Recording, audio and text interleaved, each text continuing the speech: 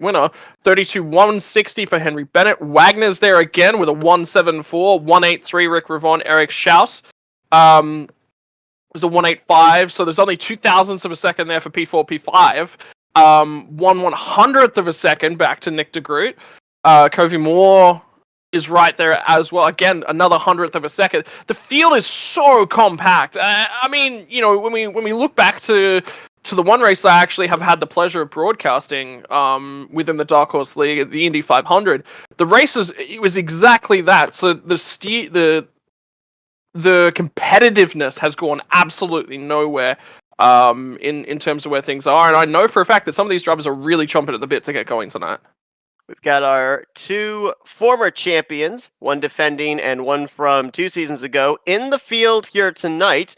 Drivers that finished first and third in the overall points last season. Of course, as we mentioned, Robert Maleska III, the defending champion, Nick DeGroot, the champion back in season 2.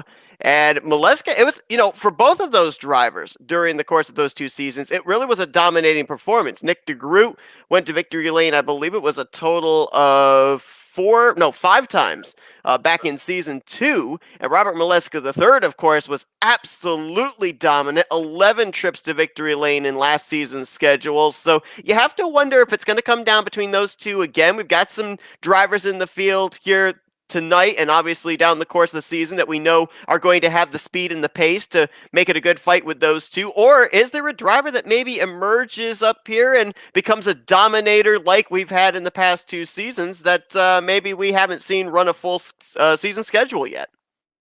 I mean, potentially, you know, any single time that you do run a new season, you kick off a new season, it's a big invite. You know, maybe there's a driver towards the back end of last season that we didn't sort of really assess correctly. Maybe there was somebody there that was ultimately the mindset that I go with whenever I'm joining a new league and starting a new season is I'll join the previous season a couple weeks before the end, and all I want to do is just build some reputation as this really, really clean driver, somebody who's nice and easy to drive around.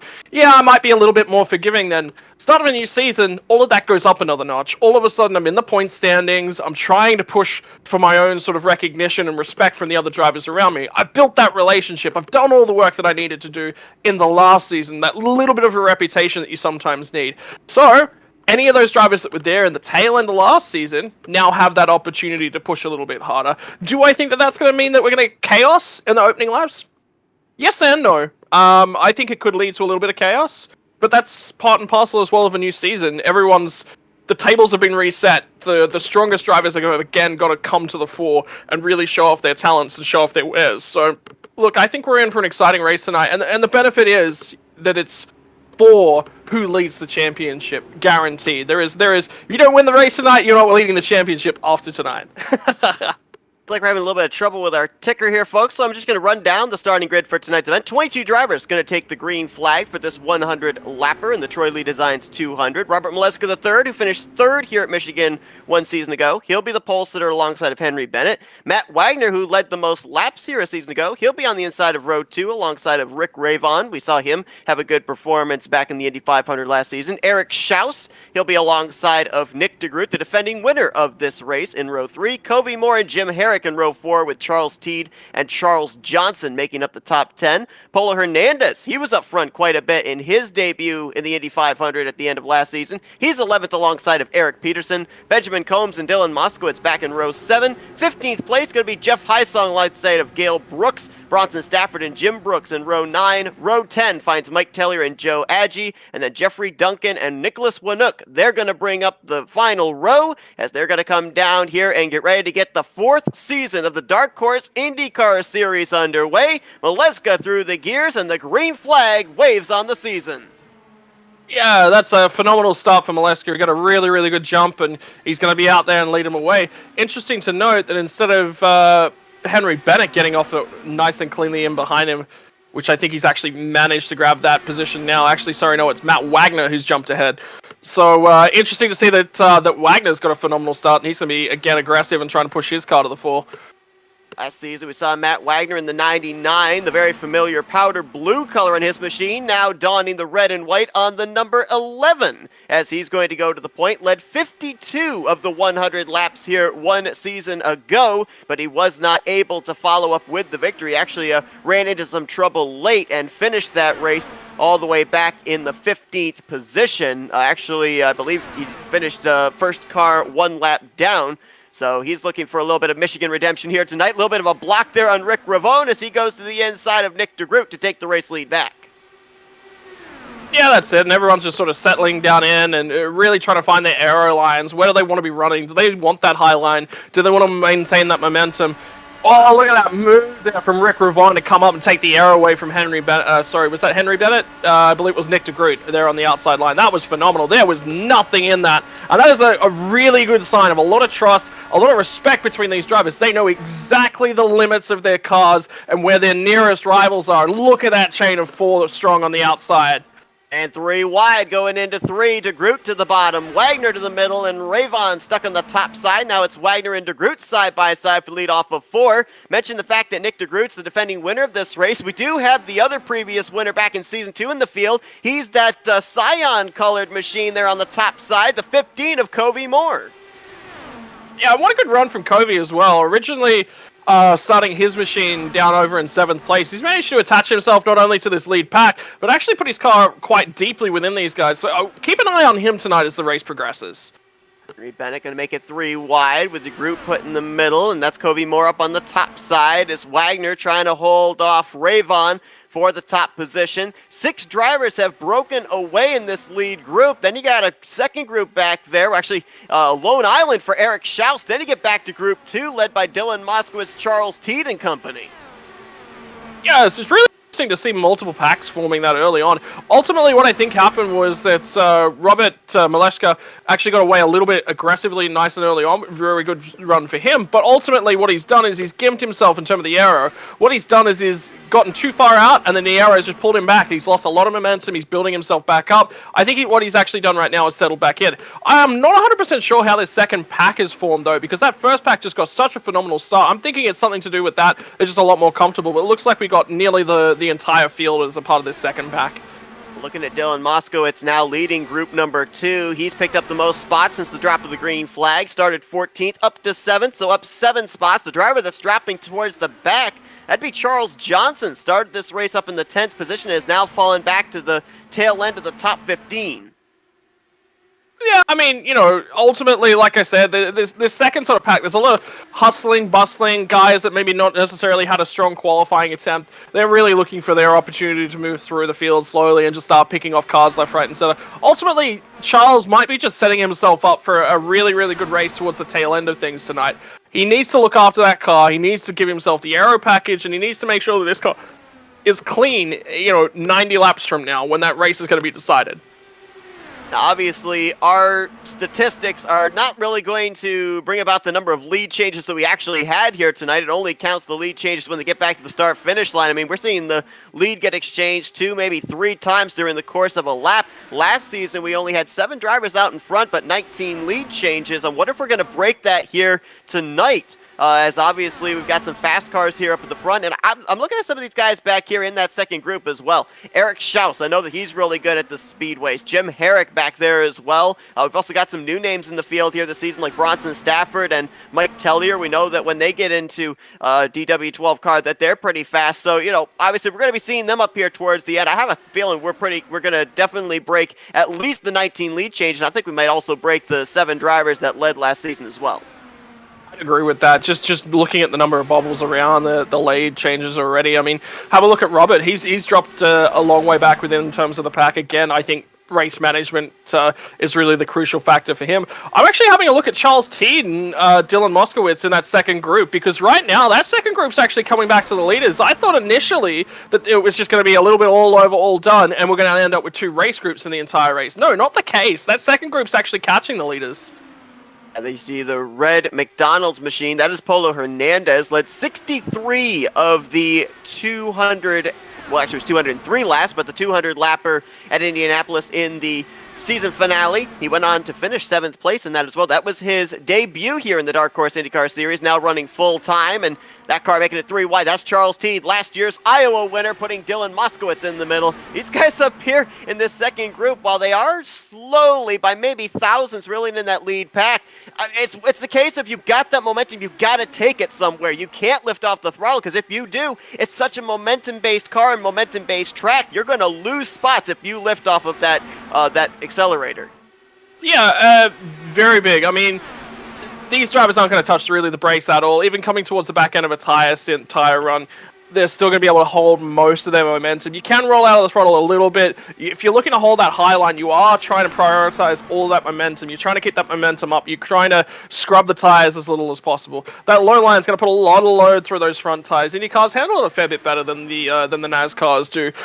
They're obviously a fair bit lighter, but they do run a fair bit faster and a fair bit lower to the ground. So a few differences there in the way that they think. But have a look at the ability to pass, the ability to run multi-car wide. You need to set up your momentum. You need to set up that run. You need to sit in the area of a couple cars for 2 corners, make sure that you get that huge run, plan your assault. If you just go up there with no plan, no idea, you're going to sort of lose your run about halfway through making up all the positions that you really want. You're actually going to slide backwards. So these guys are going to have to use their heads all night long here. 13 laps on the board, 12 completed. We were watching that battle back there again for the lead of that second group. The 18 of Jeff Heisong popped up into the picture. Heisong finished top 5, 5th place here at Michigan 1 season ago, as Wagner and Kobe Moore continued to battle for the top spot. And Rayvon thought about going to the inside, then tried the top side, but Henry Bennett was there, and that's something these drivers are going to have to be careful of as well. The runs that you get, they happen so quickly, and you really can't block with these cars because of the fact that that car that's got to run is going to have such a huge closing rate, so it's kind of a block at your own risk, and we saw obviously last season, not only here at Michigan, but at Auto Club as well. That's what led to some late race yellows, was the inability to be able to judge just how much of a run that car was getting on you. It's more than that as well. The yellow may not necessarily be caused directly by the block, but it'll be caused indirectly by the block. It's not just the car that's getting the run that's coming up to you. It's the car behind them is following them in their area, and they're obviously getting a huge momentum build on you. And all of a sudden, they've got to run on the car in front of them. That car's got to run on you. It's a real domino kind of effect. You make one block, it's not just one car you're affecting. It's multiple cars, and you've really got to make sure that you provide... You've got to make the block early, but if you make the block early, you're so easy to adjust and adapt to and really find that. It makes for great racing, lots and lots of overtaking, really using your head, and ultimately what we're actually seeing as a part of that is we're seeing a lot of drivers actually just run towards the back of the packs. Take a look at Robert Maleska, because right now he's just sitting off the tail end of that lead pack. He's just watching, he's just taking a read of these guys. I think this is the smartest thing that he can do. He's a series winner, right? He's won a championship. He's won how many races last season? 11 or so, I think. So the guy clearly knows what he's doing, and right now he's using his head. He's going, I don't need to be aggressive. I'm going to look after a little bit of tire. I'm going to look after a lot of fuel, and I'm just going to make a read on these guys. And when I make my move, it is going to be a big move, a decisive move, and it's probably going to win in the race.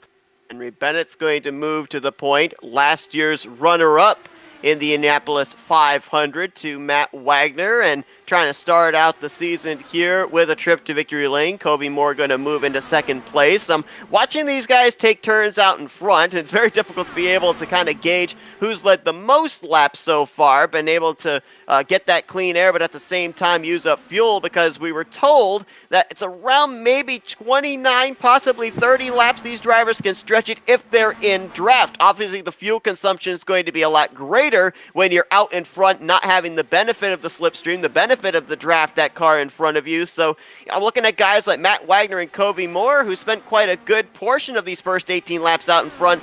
They might be some of our first ones to duck onto pit road in the next 10, 11 laps or so. Of course, pit lane strategy is going to reflect tonight. You need to go with a drafting partner. There's no way that you can go to pit road on your own. And ultimately, if you're not going to pit road in a group of 3 cars at least, you're probably going to suffer as a result of that. I'm expecting this race to get broken down into quarters. Maybe in the first one, you're going to run a little bit longer. Maybe you are targeting that lap 29, lap 30. You're looking for that caution to really grab the edge. Everyone who's going to come in, make that stop, they're going to be on pit road for a little bit of time. They're going to lose a lot of time, and there's a potential for them to go a lap down. If you're just that little bit later than everyone else in those first couple rounds, again, remembering that rule, go to pit lane with 3 cars, you could find yourself in the ascendancy just purely through the way that the cautions work. And I think, keep your eye, again, I'm going to mention Robert Maleska a lot tonight because I think that's exactly what he's targeting. He's like, I don't need to lead this race early. None of that is my concern. I only need to lead one lap. That lap is the last lap. That's the important one. Maleska only led 19 laps here 1 year ago en route to a third-place finish. It was actually one of the few races as well that Robert Maleska III did not put down a qualifying lap. Started towards the back in the 17th position in that race. A bit of a rarity to not see him start at least up inside of the top 5 last season. These guys back here in the second group, this is where all the fun is, because up at the front, yeah, we've got some side-by-side battles for the lead, 3rd, 5th place, but they are taking it 3 wide in certain portions of the field, sometimes in 2 places in this group, into these corners, and almost there, a little bit of contact. I'm not certain who that was that blue car in the middle, but he had to back off because there was almost a little bit of contact there coming off of turn 4. Yeah, so, again, same sort of rules apply. Originally, these guys were actually starting to catch up because they were getting the momentum. Now it looks like there's actually kind of like a semi-breakaway pack at the top 4 of this sort of group. They're starting to single file out up front here, and that's maintaining their momentum, and it's going to give them the opportunity to certainly go back and have a crack at trying to get onto the tail end of this lead group. The guys that are fighting all the way back there, whilst ever you're fighting, you're losing time. You're sacrificing your momentum. You're using up a little bit more tire than you really want to. You can't make an overtake if you're not turning that fuel gauge all the way up. So, those guys are basically taking their options right now and throwing them away. They're going to compromise themselves in terms of that late race strategy, and you're going to have to look at how that develops. I'm really worried, though, for Charles Teed, because he has led a lot of laps out front of this group right now, and nobody else seems to really want to take that over.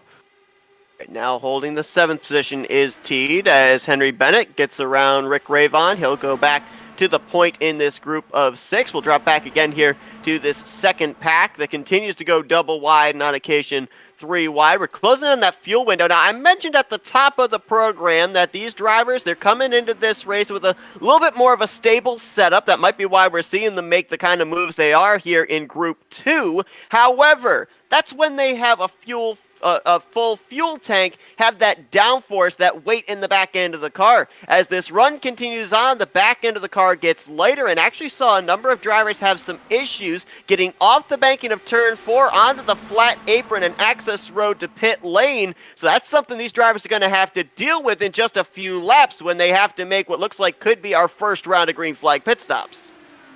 Curious. I actually think that some of these groups back in this second pack that are actually a little bit organized. Obviously, the lead pack, there's only 6 cars in, so theoretically there can be only 2 pit groups that are going to work out of that one. And if 4 cars go in the first pit group, well, you got to pit the next lap so that you don't lose too much time.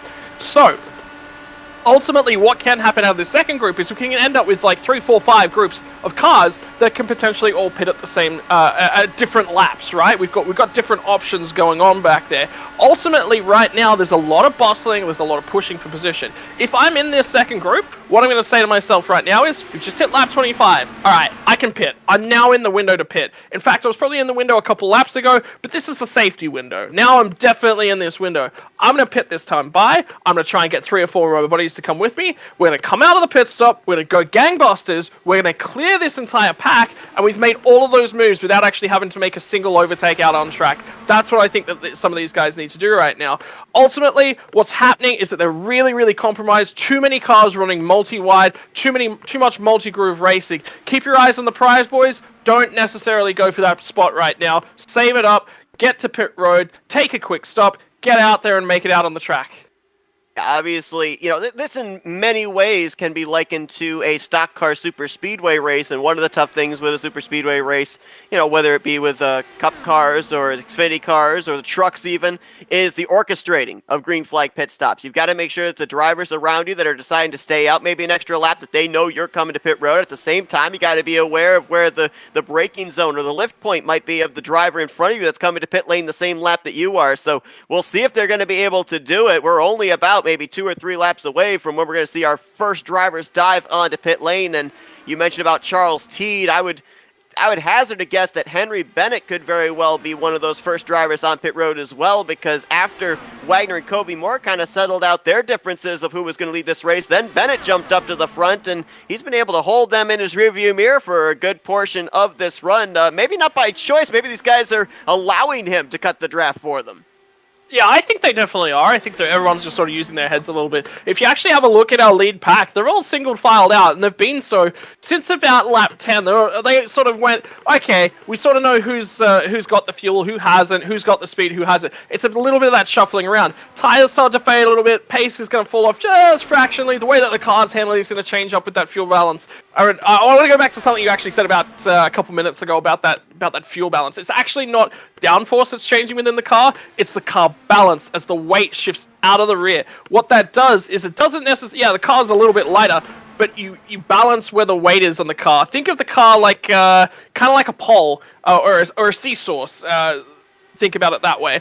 If you put weight on one end, the car's going to lean at that end. What we do with these cars is we put a big old fuel tank in the back. Yeah, there's weights around the rest of the car, and they're sort of scattered all the way through there. But what happens is throughout the course of the race, we slowly pull fuel out of one side of that seesaw. What that does is the seesaw starts to teeter a little bit more. It starts to flip up and down. And that's what causes the balance changes within the car. And that's what it is. It's a balance change. Charles Teed's actually going to come to pit road this time by. Teed in the 50, going to be pinned from the 7th position. Doesn't look like anybody in that lead group is coming down pit road this time, so Teed's going to be coming down all by his lonesome. We'll see if that's going to be a help or a hindrance. Obviously, he'll have a very clean pit road, but he won't have anybody to draft with when he comes back out onto the racetrack unless he's able to merge maybe with a group after they make their pit stop. Heard a whole bunch of guys that are coming to pit road this time by, so with that drafting effect and the massive pack that we've had, they've been able to run a lot further than they maybe would have been able to on their own. So as a group of cars actually come from the lead, there's only a couple cars that have come to pit road, so a lot of guys have been able to save a lot more fuel than we might have expected. And I tell you what, if they can get to lap 33, all of a sudden, it's only a 2-stop race instead of a 3-stop race. This thing might change. As Rick Ravon and Henry Bennett from the lead pack coming down. Polo Hernandez, Nicholas Winook, and Joe Agee. They have also come to pit lane from that second pack. See here of these remaining 4 up in the lead group who's coming to pit road. Looks like Kobe Moore is indicating he's coming to pit road. Matt Wagner behind him in the 11. They're going to hit pit lane, turning the race lead over to the defending champion, Robert Maleska III. Yeah, so Maleska's been able to... Remember what I said? Keep your eyes on Maleska, see what he's doing, just keep an eye on that guy. He knows exactly what he's doing. It was all intentional, him sitting back there in the draft. He was just sitting there, he's watching, he's reading, he's saving. That's what he does, and he does so successfully. He knows his fuel numbers he's got to hit. He's gone out there and he's hit them. Just having a quick look, no tire set, so what you're going to see is every single time these drivers come to pit road, they're going to take a set of tires because there's no limit to them. You don't want to be left out there on old rubber at any stage in the race. So expect that to be exactly what happens on pit road as well. Wow, look at this group coming down. About 6 drivers in this pack. We see Bronson Stafford, Jim Herrick, Jim Brooks, Eric Schausa. A little contact there to the backup. I think that was Herrick's 57. Charles Johnson, Gail Brooks, and Eric Peterson. They're all in this lap, which means these 2 guys in your shot, the 2 former champions, Maleska III and Nick DeGroot, they're going to be the last 2 to complete this cycle of green flag pit stops, and they're coming in this time. Yeah, interesting to note is that if they're going to make it the entire race distance, they need to make sure that they get draft buddies for the vast majority of that. What happens is, as the race progresses, as the pit stops progress, and as the race the distance between those stops sort of progresses, is all of a sudden, they're going to stretch a little bit further, a little bit further behind those lead packs. They may have to push their fuel quite aggressively in the first couple laps to hope that they can save aggressively. Right now, both Maleska and DeGroot are both right on the window of being able to make this a 2-stop race. It is going to be tight for these guys, and they are going to have to manage their races to perfection. But if anyone can do it, it's the 2 guys that have won the series before. Of course, DeGroot obviously coming in with the playbook, a previous winner from last season. As it looks like the 91 and the 89, they kind of got separated there, coming to pit road and leaving pit road. So Henry Bennett and Rick Ravon looks like they might be able to eat the both of them up. Well, maybe not. Maleska was able to get up to speed a lot quicker than I expected. He might actually keep them in his rearview mirror. They're getting a big run on him down the front straightaway here, and actually it's going to be Rick Ravon on the top side that's going to swing around the 91 and go to the point. Now, we saw that last season, Nick DeGroot, heading into that season as the defending champion, he chose to take on the championship number 1 on his machine. He's now back to the 89. Robert Maleska III had the option, chose to stick with the lucky number 91 on his machine. So there is no number 1 car in the field here in Season 4. Yeah, interesting to note. Obviously, that 91 has brought him a lot of luck over the last few seasons. And some guys, you know, sports people, they're very, very superstitious, Seth. I mean, I play cricket out here in Australia. Look, I'm not going to explain it to you guys. It's just not going to happen. But I'm a sports guy. I know one bat tap behind my right foot, one bat tap in front of my left foot, and then I'm good to go. If I don't do that every single ball, I know that I'm going to be a little bit out of whack. Some of these guys are going to be the same. 91 clearly worked for him last season. All of a sudden, he's back here, out here again, gets the option. Not going to take it. Superstitious guy. I like it. So we had 6 in the lead group to start with. 6 in the lead group here after this first cycle green flag pit stops. And well done to all 22 drivers in the field. Everybody got it down to pit road speed. Nobody got pegged with a speeding penalty. So all 22 that took the green flag to start this race, 1 green flag pit stop later, they're all still running, all still on the lead lap. Yeah, but there's going to be a whole bunch of guys that are really caught out. Now, Eric Peterson and Jeffrey Duncan didn't get the pit stops that they were looking for, so all of a sudden, they're left without a draft buddy. I'm looking at the 81 of Joe Adji as well. He's unfortunately dropped off the back of the pack. Other than that, everyone else has found themselves in different little drafting packs. Robert Maleska is right up in this lead group once again. It looks like it pretty much has not changed in terms of who's actually up here. What's happened now, though, is that they've formed a 4-second gap to the next group that's running behind them. In fact, that gap's actually started to open up to 4.5 seconds back to the next group behind them. So it looks like in these early phases of the race, we don't get a caution. It's going to be one of these lead 6 drivers that's going to be winning the race tonight. Yeah, right now you've got 2 packs of 6 up inside of your top 12. Your top 6 from Ravon to Wagner. Then you got Polo Hernandez leading this group of 6 all the way back to Nicholas Winook. Then you got a group of 2 trying to maybe latch on to that group up ahead or maybe fall back to the group behind. Jim Herrick and Mike Tellier right there. Then you got another group back here. That's a group of 5 being led by Charles Johnson, Jeff Heisong, Eric Schaus, Benjamin Combs, and Gail Brooks in this mix. And you mentioned about those 3 that were straggling towards the back. None of them in vicinity of that last group, and none of those 3 really in the vicinity of each other either. They're all running out there single cars, no draft for any of those 3, and obviously, you know, it takes them about 33, 34 seconds to get around this racetrack. Right now, Eric Peterson is running 17 seconds behind the race leader, which means he's only running about 16 seconds ahead of them. This thing continues to go long green flag run, he could find himself under green flag conditions going a lap down. That's disappointing, but unfortunately, sometimes that does just happen. He's clearly had a mistake or something coming to pit road, and it's just not going well for him. I'm actually keeping my eyes on both Jeffrey Duncan and Joe Adji as well. I think that Duncan's actually starting to make some time back towards Adji, so maybe those 2 can group up. Hopefully, they can try and get their races back into a position where they've still got a chance of at least collecting some points. But if they don't do that, their nights are over. Taking a look at this second pack now as well. If you actually have a look, Seth, it's split out into 2 micro packs. There's sort of one pack at about the 5 to 6 seconds back off of the leaders, and then you throw it another 1.5, 2 seconds back, and there's another micro pack sort of forming in there. So that middle pack with the bulk of the cars in it is now starting to split apart. Yeah, Mike Tellier and Jim Herrick are at the tail end of this. They were able to latch on to the draft of this second group, did not fall back to that third group, which right now is being led by Charles Johnson.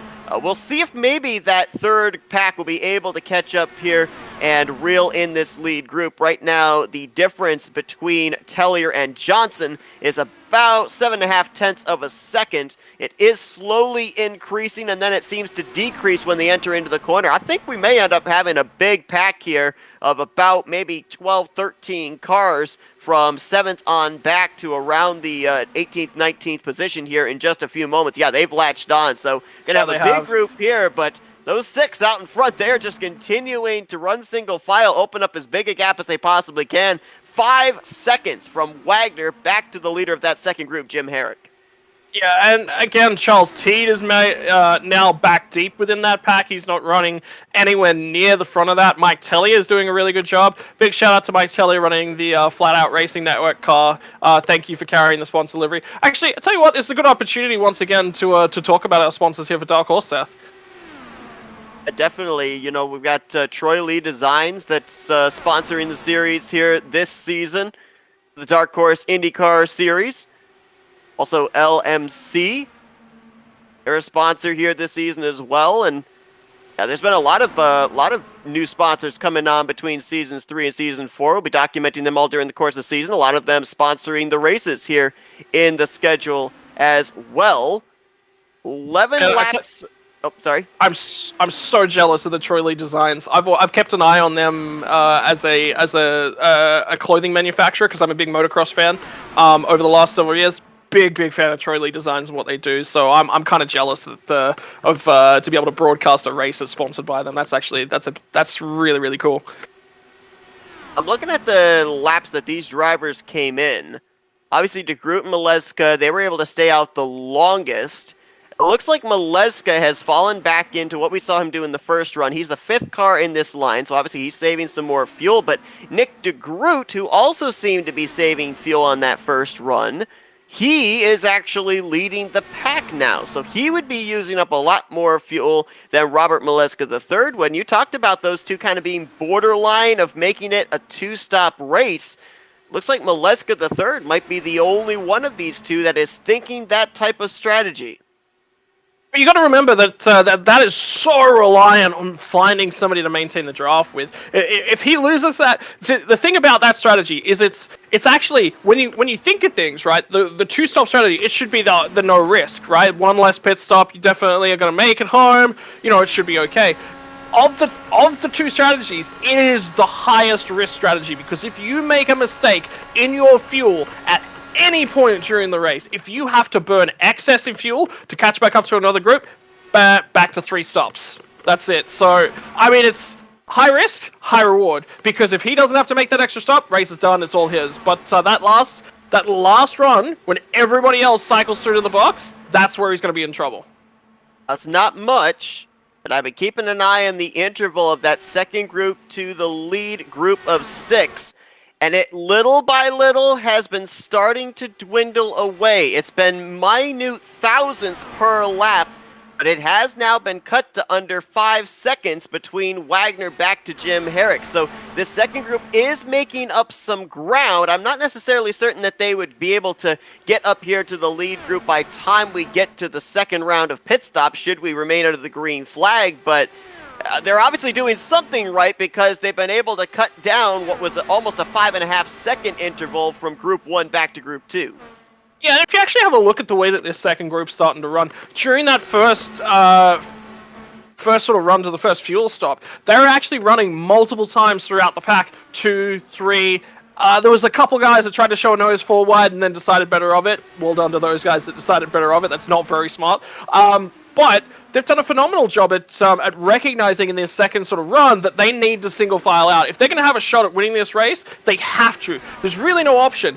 They'll make a pass, they'll make a slingshot, and then they get back to single file again. Then they slingshot, then they slingshot, then they slingshot, dragging themselves further and further up. If you actually have a look at both of these packs right now, both the lead pack and this second pack, what they're doing is they're having one car doing the bulk of the pushing. That's really bad for the one pack. This is a pack of guys that's just basically saying, you're our target guy. You're the scapegoat. You're going to get thrown up and thrown in the trash can at the end of the race, and we're going to really use you up. So, unfortunately, Jim Herrick has got to find a way that he can offload the fuel pushing onto somebody else. But if he doesn't do that, they're never going to catch the rest of the pack. Because if you actually have a look, they're starting to pull away. Both Jim Herrick and Nicholas Winnock, they're starting to pull away at the front of this pack. So either somebody from this pack needs to put the hammer down and decide that fuel isn't as important, or this pack suddenly splits into 2 packs again. Saw that car just up ahead of the race leaders. That's Eric Peterson. Now, they are not coming around to put him a first lap down. He actually just hit pit lane about 5 laps ago, so he is already -1 to leaders and in danger of going a second lap down. I was going to ask you a question here. I'm actually going to just use a test case here because just moments ago, I saw them check up going into turn 1. Covey Moore had to slow up for Nick DeGroot, and I think Rick Ravon actually had to hit the brakes, pump the brakes for just a brief moment. Obviously, these guys, they're going to make the most speed when they're running single file. Again, kind of an aspect of super speedway racing, but talked about the way that these cars get such tremendous runs when they're running in the draft of the car in front of them. How difficult is it to discipline yourself to run nose to tail with the car in front of you when you get such a big run to the back of them?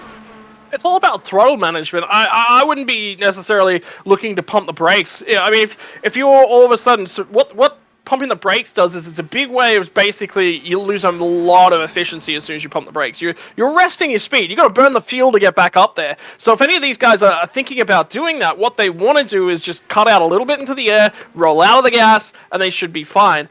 Something else to remember, and this is something that you got to be very cognizant of in any oval series because they just don't have brake lights, these cars. And same with all the stock cars as well. No brake lights. What that means is you've got to pick it up as soon as there's a momentum change. You have to be very aware of it. A lot of the drivers actually could use what's your reaction times out of your peripheral vision, so not straight down the center, right out of that corner of your eye, is actually a lot stronger. We as humans have evolved so that we can sense things in the corner of our eyes and react quicker to them because it's coming out of a blind spot.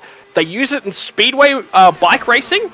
They actually turn their heads to the side so that their peripheral vision is looking at the tape that decides the race start. Some of these guys may be using that in their Indy cars as well. It really sort of helps them react quicker. It's an option though. It's a risky option sometimes because it means you're not looking at precisely where you're going. But yeah, I mean, you're going to have to... couple different things in terms of managing the fuel. Manage it with your throttle foot. Probably not going to try and pump the brakes at all because you're going to risk a locked tire. That's going to lead to a lot of tire wear. It's going to throw you, an overheated tire. It's going to throw you way back down in terms of traffic, and you're burning excess fuel off to try and catch that back up rather than just rolling out of the throttle and just managing it. There could be opportunities where a lot of these guys are running at 75% throttle just to make sure that they're not catching that leader as quickly as they necessarily would at 100.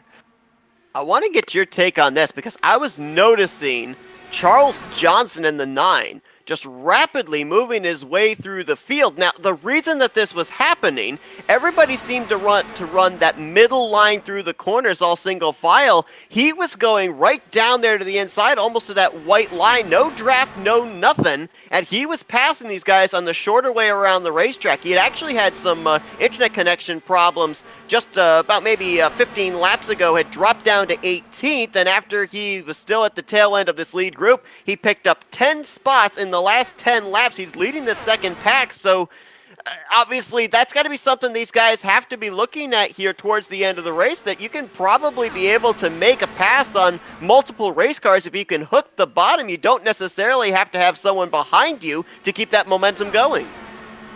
Things as a part of that. Let's talk about the internet connection issue just very briefly. He's actually done a very smart thing here. Part and parcel, and we understand this as iRacers and as broadcasters that commentate on iRacing a lot, but for those of you who are coming to us from potentially a real-life capacity, you look at things like this and you say, internet connection, how can that affect a race? Well, in iRacing, we don't really have that ability to have a radiator, have sort of hardware failures, which is something that iRacing brings to us. It brings to us in the form of internet connection, and it brings it to the form of us of our computer hardware. Your graphics card's failing, your hard drive has a failure, your temperatures in your PC overheat. So whilst we can't necessarily have these sort of failures within the cars, that's really not a great system. It does come to us in other formats. What he's done is he's cycled back, he's taken the safe option, he's figured out whatever the issue was with his connection, he's saved some fuel at the same time, and then he's decided, okay, everything's fixed, everything's back together, we're going to start making passes. Now, the reason he is able to make those passes, it gets down the inside, there's actually nobody else running down on that inside. The instant that somebody comes down and takes that arrow away from him, he's going to struggle to make those overtakes. It means that he'll be able to run down there on the straights and actually make passes in terms of a straight line, but through the corners he won't have such a momentum lead. What I think he's actually done is he's looked at the 57 machine here of Jim Herrick, and he's seen him starting to run away at the front of this field, and he's gone, I need to do something about this. He's been at the back of the pack for a long enough period of time that he's saved enough fuel, and then he's gone, alright, there's a guy going for that lead of this pack, I've got to go with him.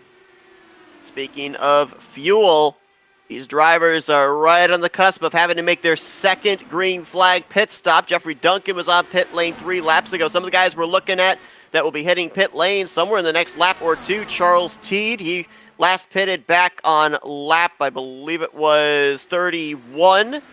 Also got Henry Bennett and Rick Ravon in this lead group. They'll be on pit road in the next 2 laps or so. Looks like they're going to be staying out an extra lap here. We're going to follow the 50 of Charles Teed right now, running 3rd car of that second pack, currently in the 9th position. We'll see if he's going to have to duck onto pit road this time or not. No, he's pretty high there off of 4, so he's not pitting just yet.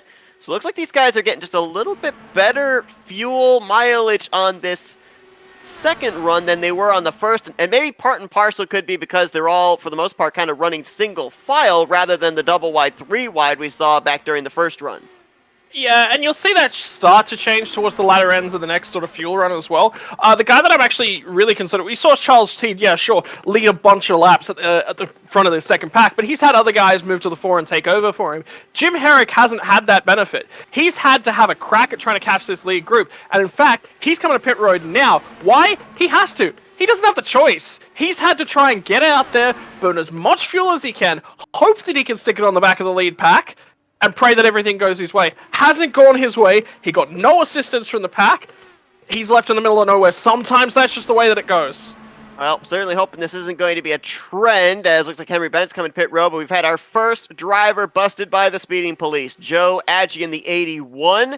He was too fast entering pit road just a couple of laps ago. He had to serve the 30-second penalty. That now has him trapped 2 laps down to the race leader. Charles Johnson. Charles Johnson, Charles Teed, Polo Hernandez, Nicholas Winook, Benjamin Combs, Jeff Heisong. They're all on pit lane, so the second round of pit stops has officially begun. For most of these guys, they're still going to be somewhere in the range of 8 to 10 laps short of making it to the finish. Yeah, so just having a quick look at the way that Charles Johnson came to pit road, he just missed it just slightly. He's in the grass. Grass doesn't have enough grip, means that you can't push that brake pedal down as hard as you necessarily want to. He's actually escaped without a speeding penalty. That is lucky. That is very lucky for Charles Johnson. And he looks like he managed to maintain his track position. The drivers that he was ahead of coming down pit lane, he is ahead of leaving pit road. So yeah, really good recovery by him. As Kobe Moore now takes the lead. Maleska the third, Matt Wagner are the 3 remaining drivers from the original lead pack, and 2 of them now going to break for pit road, leaving Maleska all by himself. And again, you know, as we said, he's been the guy since the drop of the green flag that's kind of put himself towards the tail end of the lead group. He's been saving the fuel. Oh, but I don't know. I mean, he'd have to go, what, maybe another 2 laps here in order to guarantee to possibly make it the rest of the way. And even then, he would need the draft help from here to the checkered flag. It's tough. It is definitely... He's giving himself options, though. So the issue is, if you don't go long on those first 2 pit stops, you've got no chance of making it home on the 3rd one. As soon as you go, if you commit to your fuel strategy early, you commit to that 3-stop strategy early, there's no way that you can get back onto that 2-stop strategy. Whereas if he commits to it now, has the potential to make it work, and then it still doesn't work, he's still got the option of that 3rd strategy. That's why he's doing this. He's actually got a lot of fuel on board. He's run a lot of laps at the back of that pack. I don't think he's led, he led the first lap of the day and that's it? He led the start, that's it? I don't think we've seen him at the front of that pack at all. No, you're absolutely right. I think he only spent maybe 1 or 2 laps out in front, and for the most part, has just been holding down 5th or 6th place, tail end of the lead pack. Looks like that we got 2 drivers that might be looking for the 2-stop strategy here. Maleska the third's the leader. Jim Brooks in the 51 has also stayed out. So those 2 right now, they are actually, Brooks is just hitting pit lane. So he stayed out 34 laps. Maleska's looking to stay out 35 laps, and we're at 32 laps to go. Obviously, again, Maleska. Oh, no, there he goes.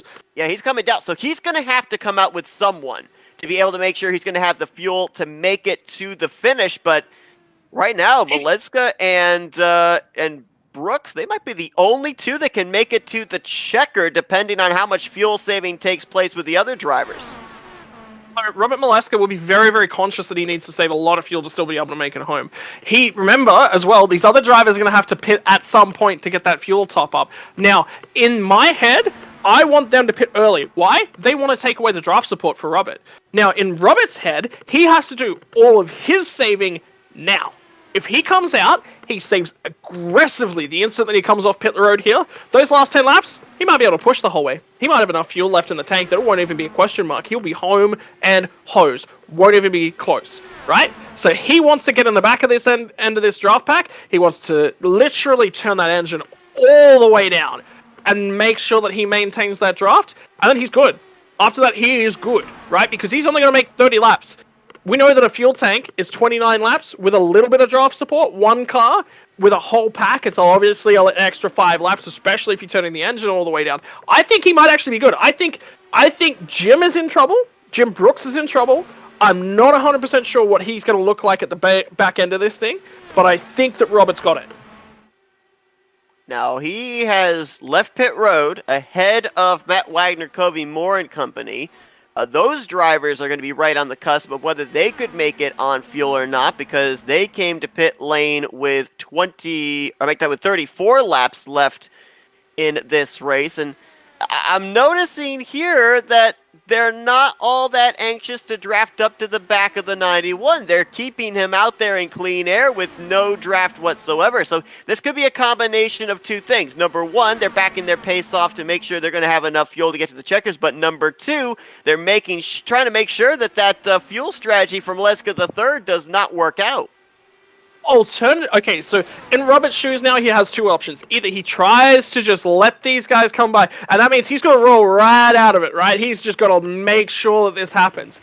Alternatively, he goes, okay, these guys aren't going to want to draft me at all, right? These guys are not going to let me come back in, slot in behind them, and win the race that way. Okay, let's go in the other direction. I've got more fuel than they do. I can run harder than they do. Let's draft. Let's run away and run out of the draft zone of these guys. Then they're screwed on fuel. Then they're screwed on pace. You know, so there's two different options that he can go with here. Because he's saved as much fuel as he has already, he has that flexibility. He's got the ability to just push as he needs.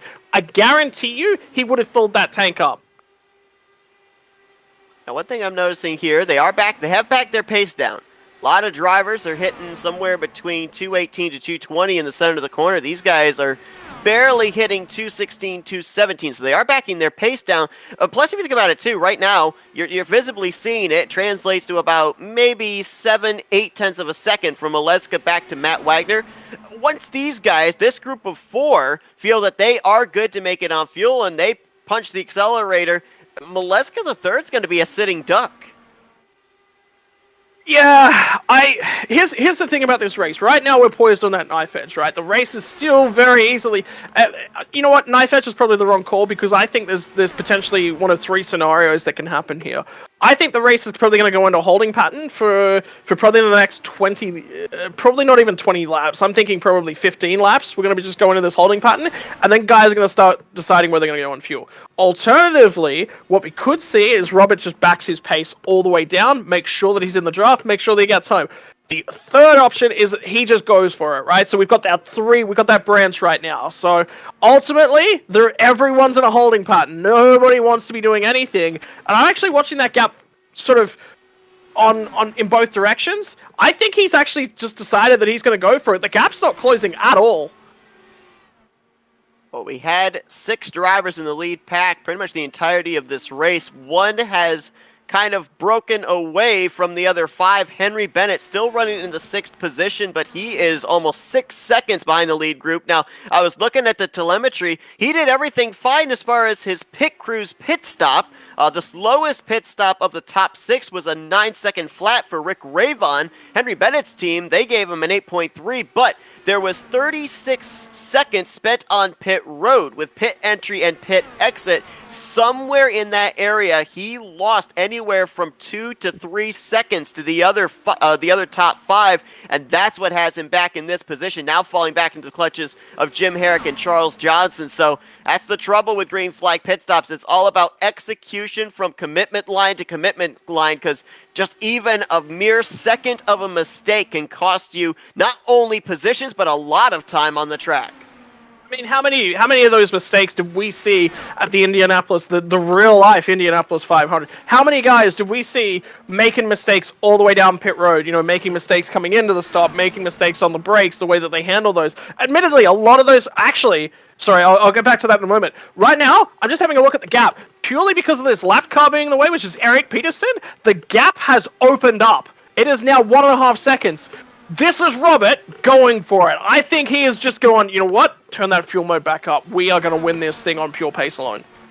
It's going to put Eric Peterson 2 laps down in 36. Right now, 22 drivers that took the green still out there. 20 of them on the lead lap. Joe Agee, 1 lap down. Peterson, 2 laps down, as Maleska III closing in on 20 laps to go. Again, looking for his first win at Michigan and looking to pretty much make the statement of, hey, last year I was dominant. I won the championship. I'm coming back with that same dominance here, and I'm going to establish my bid for back-to-back championships at the very get-go. It's interesting, too, because if you just joined us, folks, we've run these full 80 laps completely under the green flag. We have not seen a caution in the entirety of this race. If you go back to Season 2, the Michigan race had 8 cautions. Last year's Michigan race had 5 cautions, but that flagman's had nothing to do up there in the flag stand since the start of this race. He's just been watching these drivers do circuits because we have remained clean and green, had 2 cycles of green flag pit stops, and now we're going to find out who's got the fuel in the tank to potentially make it back to the checkered flag. Matt Wagner just come on the radio. He's pitting. He's going to make sure that he gets in now, and he goes for it because he's not making any benefits at the lead of that draft pack. You know what? They're 2 seconds back. They're falling away. This race belongs right now to Robert Maleska. Everyone else has got to make the response. So we've gone through that phase, right? We were talking about it. There's about that 10-lap window right now whereby the drivers are going to pick what they want to do. And all of them have decided that they need to save. Every single one of them has decided that they need to save. Matt Wagner has just gone, you know what? I've gone too far. I've got to say, I've saved as much as I possibly can. I'm going to try and turn that wicker up. I need to come down pit road. I need to grab as much fuel as I possibly can. I need to get back out there, and I have got to send that engine mode to max. I'm going to go chase this guy down, because if I do not do that, this race is going to devolve very quickly, and Robert's got the race. He's made that call. Looks like Wagner called an audible there, though, because he was running low there through 3 and 4 as if he was going to come to pit road, as you indicated, but then decided to stay out, actually just dropped back here, 3rd car in this pack, so maybe changing his strategy up here, maybe realizing that if he came to pit road, nobody else was going to come down with him, so maybe he's going to just attempt and see if he can save a little bit more fuel here as the 3rd car in line, but that's interesting. I think he has to. I don't think he has a choice. The interesting thing is, you mentioning the fact that he was the one that made the call, he was going to be coming to pit road. I mean, some of these guys around him, they pitted 1 to 3 laps sooner than he did. He was one of the last guys up in this lead pack to come to pit road, notwithstanding Robert Maleska III, who's been able to stretch it the furthest of anybody. But you would think that these guys up here, like Kobe Moore, Nick DeGroot, and Rick Ravon, they'd be more inclined to duck onto pit road than Wagner would. You'd be thinking that, right? So what I think's happened is that these guys have just been backing the pace down, backing the pace down, backing the pace down, and then all of them are going, oh, we actually can't make it? What do we do? Ultimately, alright, so Wagner's got 2 options here. Right now, if he pushes to the front of this group, he's going to drive all of these guys deeper into the fuel window and potentially make them even better in terms of fuel. What he's trying to do right now by sitting at the back end of this pack is he just wants to watch these guys. He doesn't really have a choice. He's got to save fuel. He doesn't have a choice, right? He's just come on the radio to the other drivers and said, that second group, that 57 car group, that's right behind them now. Jim Herrick is in the draft. He's got Charles Johnson. He's got Henry Bennett. This has worked in Bennett's favor. Bennett saved a ton of fuel in those early stages. Look at these guys. Look at the pace. It's not even close. They've got the wicket turned all the way up. Herrick, and that's the 9 of Johnson going around the outside. Bennett, on the other hand, decides to actually hang with that group of 4. He's going to tuck in behind Rick Ravon, and he's going to just slot into the 8th position. Kind of mission accomplished, got up here to this lead group. But yeah, Jim Herrick, Charles Johnson, they're making the charge here. We'll see if they continue to punch it or if they're going to try and mesh with this group here and make it a group of 7. Yeah, it doesn't look like it. Looks like these guys, they're going to race for second position between Johnson and Herrick. The thing about Maleska the third as well, we think that he's good to make it on fuel the way that he's running, but could this be a case of him trying to just put as much distance as possible between himself and the others in case they can't make it on fuel, knowing that he cannot make it to the checkered flag right now before coming to pit road one more time? Potentially. Look at the gap that's now opened up as well. It's now nearly an entire straightaway. It's about 3/4 of a straightaway right now, is how big this gap is. He's turned the wicker up as well. He's just gone again. I need to go. I'm keeping my eyes on Matt Wagner. Matt Wagner is the guy that is sitting at the back of this pack with the least amount of pace in him. He is desperately trying to hang on to this pack. I can tell you that for a fact. But he needs to turn the wicker up. He's stuck, right? He doesn't have the fuel, but he needs the draft. Really, really bad position. I think the guy that is best positioned in this pack is actually Henry Bennett. Because remember, he dropped off the tail end of these guys. He didn't turn the wicker up to try and get back up to them. He just went, okay, there's another group. I'm going to settle in with those guys. Those guys are going to pull me back up to the leaders. I'm going to save the fuel. I'm going to still get back up there. I'm going to be good. I think out of this group, we've got Jim Herrick and we've got Charles Johnson. I think they're both dead on fuel. The speed that they've been running to get back up here, they're dead on fuel. But they know it, and they're committing to it. Everybody else is caught in this limbo land, man. Last time by, you could kind of get an indication just on lap times who is saving. Henry Bennett, Matt Wagner, Rick Ravon, they're obviously saving. But there's some guys, even outside the top 10, that are maybe thinking these guys are not going to be able to make it on fuel. Bronson Stafford, Benjamin Combs, Eric Schaus, Jim Brooks, their pace, it is back down quite a bit here on this run. I think they're of the feeling that if these guys up here inside of the top 10 cannot make it, it may be between those guys from about 14th back to 17th that might settle it out for this win. Matt Wagner's just turned up the wick as well. He's starting to go for it. Now, I think this is the right decision. Because at this point in time, he knows that he's not good on fuel. He knows that he's not going to get there. So, same thing that Robert's doing. Open that gap up. You want to break away. You want to split this pack into two. What is the best possible thing that you can do right now is split this pack up. You don't want it going. I tell you what, the lead guys at this front of this pack, Charles Johnson, Jim Herrick, they're going for it, man. They are trying to break away from this pack as well. If we're breaking down the numbers here, Robert Maleska III, if he's able to make it to the checkered flag with what he's got in the tank, he would have gone 31 laps on this stint. We were told the magic number in draft on a run is 29. Outside from catching to the back of Eric Peterson for just a brief moment, Maleska has had absolutely no draft on this run. We're saying, right, Maleska has gone from safe to very unsafe. But look at the margin he's got. He can turn the pace down. He's got 8 seconds. So he can turn the pace down, right? We're 8 laps from the end. We are 8 laps from the end. He can lose a second lap from here, turning the wicker all the way back down again. And he's still safe. He still wins this race, right? So that's something else to consider. We're going to see these pit stops. We're under 10 laps to go. There's 8 laps to go in this thing, man. We're like, pit strategy is about to play itself out. You gotta wonder for these guys when it is go time. Obviously, we know Maleska's on go. Johnson and Herrick are on go. Bennett and Wagner appear to have gotten going here. Not certain if Covey Moore, Nick DeGroot, and Rick Ravon, if they've decided to punch the throttle just yet. Their pace is back down a little bit more here the last couple of laps. That last time by, they actually ran in the 35-second lap time. That's about a 33.5 that most of the rest of the field is running. Yeah, so they've obviously got issues. They were punching out laps at the front of this group for a long, long period of time. Here they come. The 18s come to pit road. Who's that? That's Jeff Highsong. Dylan Moskowitz just jumped on the radio. He said he has to pit as well. He's out. So Benjamin Combs, I think, just came to pit road in the 77. He was a guy that was saving fuel heavily towards the rear of the field. So here we go. 6 laps remaining. Who's got the fuel to make it to the checkered? No cautions here tonight at Michigan. It's going to be one of those classic fuel strategy races that Michigan always seems to bring to the table. And here come a whole bunch to pit lane. Yeah, that's a huge deal. You know, the 007's still going here, Seth. The 91's pace has definitely started to back off. He is slowing it. He is slowing it down in a big way. That 007, I think Henry Bennett might actually be good in terms of fuel. Mike Tellier has all of a sudden jumped up to third because this third pack is now the guys that are potentially good on fuel. The guys that may have done it. Oh, there's a car spinning out of pit lane onto the track. And that's going to be Charles Johnson in the 9. Can he get that thing back towards pit lane with oncoming traffic? He's below the white line, so no caution is thrown. Looks like we are going to remain under the green flag. That is a close call there at pit lane exit. Johnson had just finished up a pit stop. We still remain under the green. Less than 5 to go. Make it 4 as Maleska comes off of turn number 4.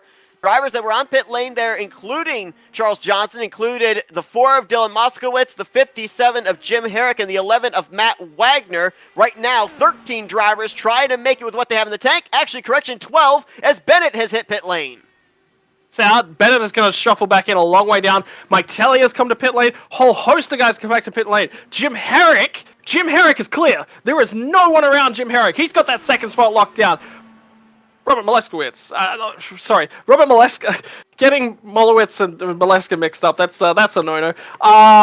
He's clean because now he's got this margin that's 17 seconds. He's got the race. He literally just turns the engine off at this point and he's still got it.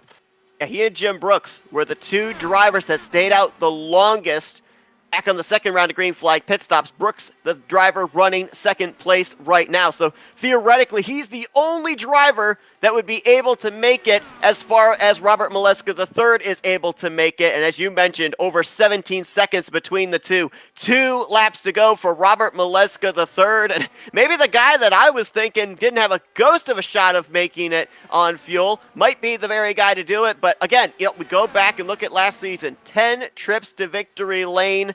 Wins the championship in dominating fashion. I mean, he went into the season finale triple digits ahead of then second in the points, Alex Van de Sant. And I mean, dominant isn't even the word. I mean, there has to be another word that means more than dominant, because that is exactly what Maleska III did. And he's proving why. It doesn't matter what type of track, what type of configuration, what type of fuel situation it is. He rises to the occasion, and he's just got 2 more miles to claim his 11th career Dark Horse IndyCar Series victory and first of Season 4.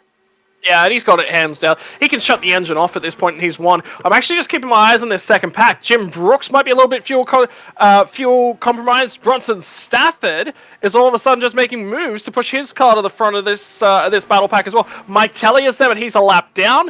There's all of a sudden, you've got multiple cars that are real close together and real tight on fuel as Maleska's going to cross the line. Checkered flag waves, and the Troy Lee Designs 200 is going to go to the defending champ, Robert Maleska III. Starts out Season 4 with a bang. Last corner, there's a pack of 4 here. Bronson Stafford gets down to the inside. He's currently going to be able to get there, and I think he's going to be able to take second place away. Yeah, it's going to be Bronson Stafford that's going to finish P3. Jim Brooks. No, Bronson Stafford gets it. Bronson Stafford gets it at the line. He gets P2. Stafford will get second. Jim Brooks in third. Gale Brooks right behind in fourth. And Eric Schaus is going to snipe a top 5. Those were drivers second on down through fifth that were in heavy save mode there after that second round of green flag pit stops, and they, along with Maleska III, were able to make it back to the checkered flag. 8 drivers in total did not have to pit in the closing stage of this race, and I think Maleska, he might be out of fuel now. He might not have enough in the tank to be able to do burnouts as he coasts it out of 4. Yeah, I think he is. I'd agree with you. I think he's completely and utterly dry. He went a lot further than we certainly had him flagged to actually be able to get home, but he's done a phenomenal job doing that. That is a well-deserved win. He's done everything he needed to do tonight to get that car home, and he led the most important section of the race. What we were talking about at the start of the night, he got the pole, he settled at the back of the pack, and then he led the most important section of the race, the last one. He's going to have enough fuel to pull it into victory lane there. Near the pit lane at the start-finish line here on the front straightaway down the infield grass. Pole to victory here tonight for Robert Maleska III, though he didn't spend a good portion of the beginning of this race out in front. But it's the 7th time in his career that he's been able to go coast to coast. Did it 6 times last season and does it here tonight in the first race of Season 4 of the Dark Horse IndyCar Series. And I said it before, I'll say it again. This is a statement win of, hey, I'm the defending champ. If you're gonna stop me from getting back-to-back championships, boy, you're gonna have to work hard, because I'm gonna be just as dominant this year as I was 1 season ago. Yeah, and I think statement was the right word that you said there. That is the statement. I won the championship last season. I still need to come back out here, and I still need to to get the thing across the line in first place, and he still does it. That guy knows exactly what he's doing with his IndyCar. He knows where he needs to put the car. He knows how quick he needs to run it.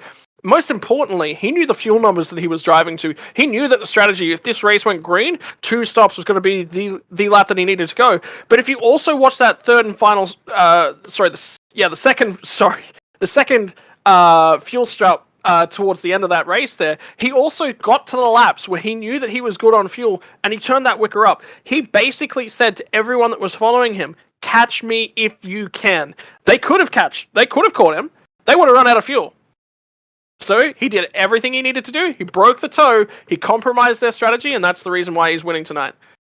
I mentioned the fact that 8 drivers were able to make it to the start-finish line of fuel. That was actually incorrect. Only 7 drivers crossed the line. Covey Moore ran out of fuel on the final lap, was not able to get back to the start-finish line before the race results became official. So he'll actually finish the first car 1 lap down. Still will finish in the 8th position out of Matt Wagner and Henry Bennett, who had to hit pit lane. But I'm looking at some of these names up here. Bronson Stafford, he made his first start back in the season finale last year, finished in the 8th, or make that 9th position in the Indy 500, comes back here, running the full season here in season 4, starts out the year with a runner-up finish. Yeah, what a finish for him as well. I mean, he ran the bulk of the race down at the back end of that second pack. The pack, he was sort of stuck in terms of what was going to happen with the pack dynamics and the race dynamics. He committed to the fuel strategy, and basically whatever happened to the cars around him was going to happen to him. There was no other way. He didn't have the ability to run that high pace, keep up with the leaders, and force the pack to do the same. He just didn't have that ability. So the best result that he could really bring that car home with is definitely in that second position, because if you have a look at the difference in terms of the fuel mileage of Robert Mileska, he had the ability to run the pace that he needed to run with the fuel mileage as it was. Stafford was just kind of compromised in that. Brooks was exactly the same. Both of the Brooks boys did a phenomenal job to bring their cars home. They did everything that they needed to do, but they just could not hang with that lead pack, and that was the end result. Yeah, great run there for both Jim and Gail Brooks. Last season, both of them only managed 1 finish inside of the top 5, and both of them start out season 4 with a top 5 finish. Eric Schaus, our winner from Pocono last season, completing that top 5. As we take a look here at the rest of the finishing results here tonight, obviously there's some drivers that looked like they might have a shot at being up here in terms of speed of winning this race. We saw Jim Herrick. He was making a charge towards the front. Charles Johnson was trying to make a charge towards the front. Both of them had to pit in the closing stages. Herrick will finish in 11th. Johnson will finish all the way down in the 19th position. And then you take a look at these guys here, Eric Peterson and Joe Agee. Obviously, they just didn't get out of the blocks. Both of them, Agee with a speeding penalty, Eric Peterson with what looked like an unscheduled pit stop for him. They're going to have some work to do here next week at Road America. Yeah, look, they got caught in terms of things, in terms of the early start. We're talking about how Bronson Stafford's race was compromised in the early phases, just by what the pace of the pack was doing around them. I think they were attempting to commit to that fuel strategy, that alternative fuel strategy that ended up winning the race, and something's happened on pit road. They get disconnected with the pack, and their race is basically over. They were praying upon praying upon praying for a caution. Never happened. They got unlucky. Unfortunately, that's just racing sometimes. You got to commit to the strategy, which they did, and then everything has to run right. A different night of the week, maybe they're up there running alongside Robert Mileska battling for the victory. That's just how racing goes. And, turn around Road America next week and see what they can pull out. Let's see if we can go down trackside and talk with some of our podium finishers here tonight. Let's kick things off with Jim Brooks, whose top 5 last season, by the way, was in the season finale at Indianapolis. So far with a off-season in between, he's had some pretty good runs here in these 2 races. Hey, Jim, it's Scott and Seth up here in the FRM booth. You got us? I sure do. Well, man, first off, congratulations on getting the season started off right. 3rd place here tonight at Michigan International, but we saw a lot of fuel strategy playing out there. We know that you and the 91 were some of the last to come to pit lane during the second cycle of green flag pit stops, but just how close were you of not being able to make it to the checkered flag?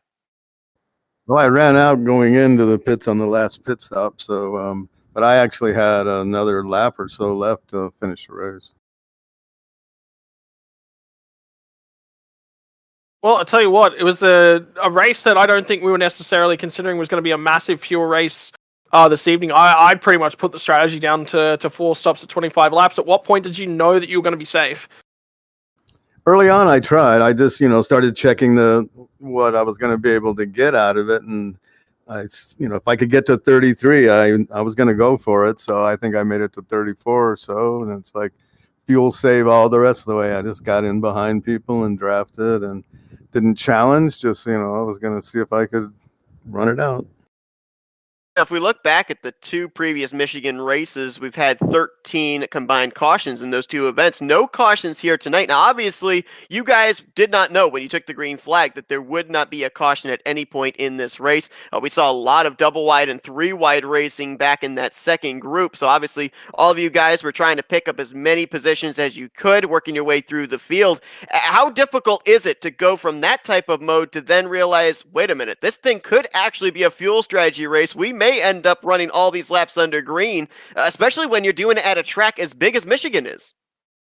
No doubt. And, actually everybody, hats off. They were driving very respectfully. I mean, I didn't see hardly any, poor driving choices. A couple of people late in the run, the car got a little snappy loose and you had to be careful of that down low. I saw a couple of people had to really work not to have an issue there. But yeah, overall, it was a great race. Very well run. But I think I was in full fuel strategy most of the race. I'd say 9 cents of it.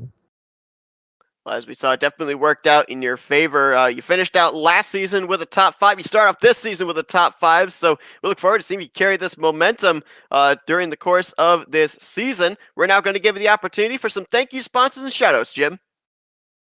Well, definitely thank Dark Horse and Charles Teed and Eric. I mean, and Nick also. They have great league that they run, and we're partnering with them at Area 51. So shout out to everybody at Area 51 too, and you guys for covering the race. Really appreciate it. That's Jim Brooks, P3 here tonight at Michigan International Speedway in the Troy Lee Designs 200. Congratulations, Jim. Best of luck next week at the first road course stop at Road America. Thanks. While making only his second start of his Dark Horse IndyCar Series career, let's talk to tonight's runner-up, Bronson Stafford. Hey, Bronson, Scott and Seth up here in the FRM booth. You got us? Yeah, I got you, Seth. All right, man. Well, I know that obviously you got a taste of what these DW12 cars do in the season finale last year in that Indianapolis 500. Here tonight, a bigger track again at Michigan. But first off, your impressions of what this car felt like now at a speedway with a lot of the pack racing that went on, a track as wide, the 5 grooves at this 2-miler. Yeah, honestly, the track was a blast. Setup was great. The cars, you could really move them around, the lines and whatnot, and it was just a lot of fun. I was just having a quick look over the paint schemes for tonight. I mean, a lot of work goes into those guys. You were at one stage you were thinking about running a gold and black livery. Talk to us about that one. I was actually talking with Matt Rod on that, Scott. That car will make a run at some point, just for you. Aw, thanks, man. So for those of you who don't know, I introduced Bronson Stafford to a livery a little while ago for a Porsche Cup car, and he's absolutely in love with it. So it's a little in-joke between us. So Bronson, I asked this of Jim just moments ago. Obviously you guys were not aware when you took the green flag that you were not going to be seeing the yellow flag wave at all here tonight. How difficult is it to shift gears from going hard, trying to pick up positions early on, to then kind of realizing, hey, this actually could be a fuel strategy race, and kind of do the reverse strategy from end of race to beginning of race? Yeah, starting, I think Jim started 18th, I started 17th, so we both kind of started back there, and by the time we were getting to pit stops, it just kind of, everything was just, stuck in draft and whatnot, and we were able to make it to about lap 33. At that point, I was like, if it goes caution free and I can make it to at least 66, I'll run it out of fuel entering turn 3 on the last lap if I have to, kind of thing. So it just kind of like was a quick switch once we realized that the first round that it was so close to making it. So it just kind of happened that way. All right, so obviously we've seen that you are fast at the speedways. You had the 9th place run in the Indy 500 at the end of last season. 2nd place here tonight. Next week, first road course start of the season at Road America. What's the confidence level going into that one? Yeah, I'm gonna have to go figure the car out, I think, a little bit for Road America and see what we got. my knowledge for open wheel road courses are pretty much Formula One cars, and these aren't Formula One cars, so we'll see. All right, well, Bronson, congratulations on getting the season started off really well. Second place here tonight. We're going to now turn the microphone over to you. Let you do some thank you sponsors and shoutouts.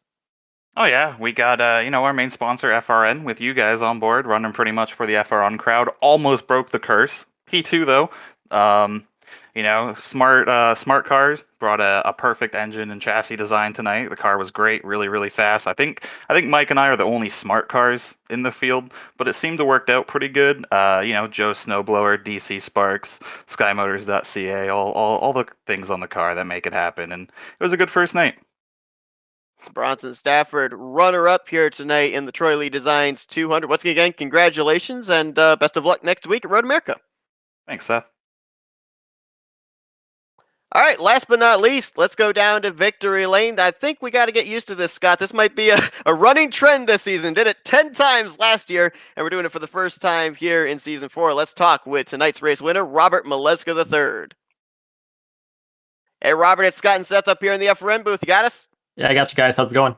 Well, man, I said it when you took the checkered flag. Tonight had to be a statement win of, hey, if you're going to stop me from being a back-to-back champion, you're going to have to really step it up.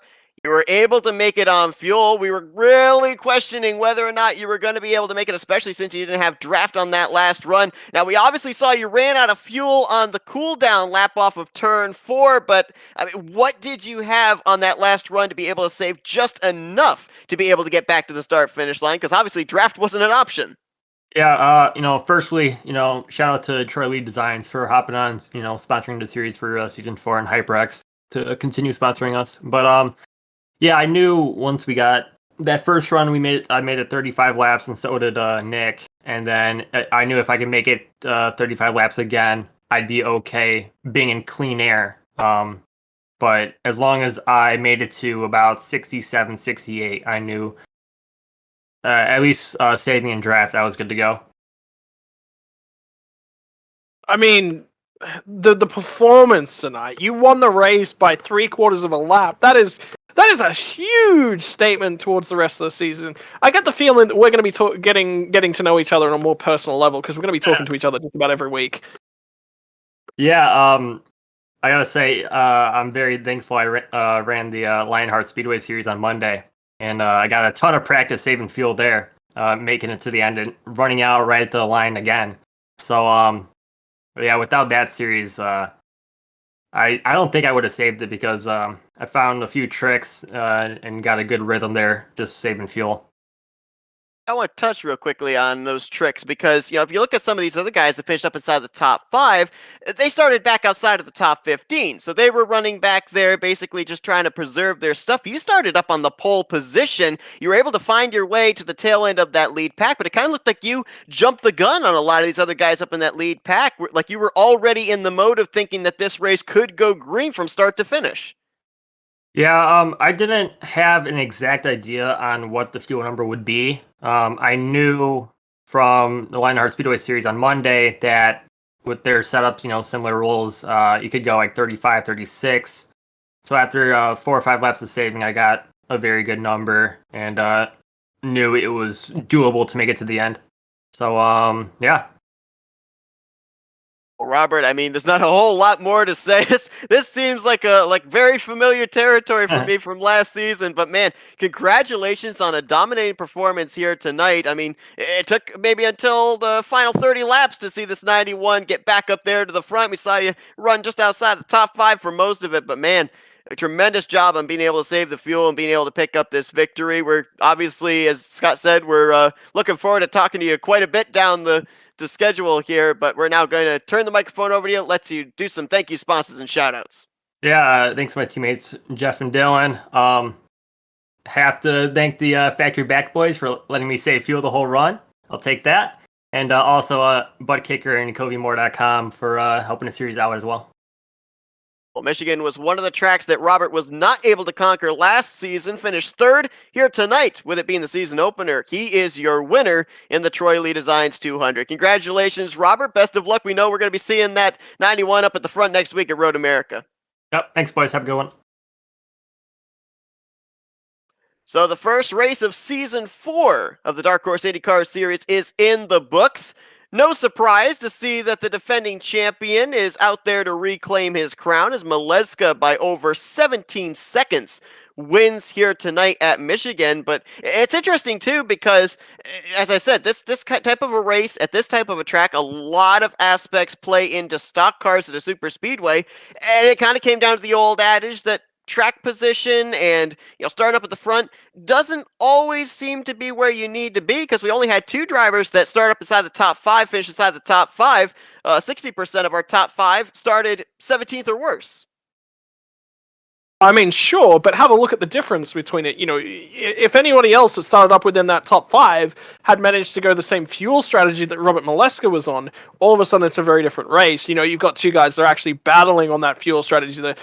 The number and the game that was played tonight was on that fuel number on the dashboard, and that's where they kept their eyes peeled for most of the race. If anyone else, matches that, exceeds that, yeah, look, I mean, it is what it is, but like I said during the post race, just before we got to interview our drivers, you put Bronson Stafford somewhere within inside the top 10. You put Jim Brooks somewhere within inside the top 10. Gale Brooks, all of these guys, you move them up there in terms of their fuel strategy. All of a sudden, it's a very different race. They adapted their strategies late, and it was a really, really good move mid-race for them to do so. But next week, I have a feeling that they're going to think about that fuel number a little bit more aggressively, and then the next time that we actually go to an oval, they're going to come out and try and apply it. Now, obviously, there's a lot of tracks that we were at last season that are recurring this season. Michigan moved way up the schedule to the season opener. Road America, which we're going to next week, actually held the 4th race of the season last year. And, oh, by the way, Robert Maleska went pole to win in that one. So going into that race as the defending winner of not only that race, but also the race here tonight, how much sweating is the rest of the field doing right now?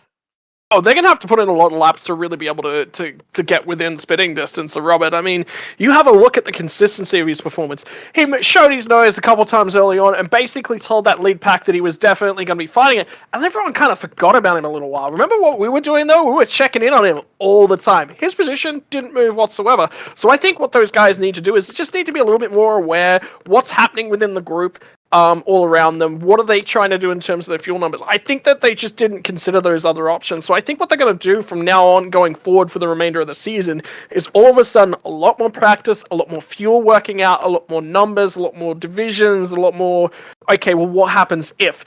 Because that's what you need to do. If you're going to be successful in terms of a race strategy, we look at Robert, everyone around him basically guaranteed themselves that there was going to be that extra stop. They didn't even consider. So I think a lot of these guys are going to have to...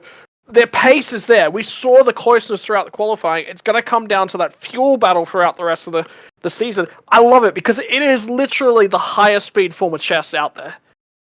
It's going to be a good one, too, because last year's Road America race was actually really competitive, all up inside of the top 5, mid-pack, even at the rear of the field. We had some good battling. The field never really got all that spread out, so certainly looking forward to next week. Road America was the first road course stop last season, but it was 4 weeks into the schedule. It's going to be the first road course stop next week for these guys, and we will be bringing you coverage of that here on the Flatout Racing Network next Wednesday night at 9 p.m. Eastern, or make that correction, 8 p.m. Eastern Standard Time. That's when the green flag will fly. Scott, it's been a great season opener, a clean season opener here, coast to coast, start to finish. It was green flag. We had a bit of a scare there when we had Johnson almost come back up the track off of pit road, but man, Robert Maleska III, as we said, just played the strategy perfectly. He's made a statement here tonight to try and be a back-to-back champion here in the Dark Horse IndyCar Series, and I appreciate you joining me in the booth.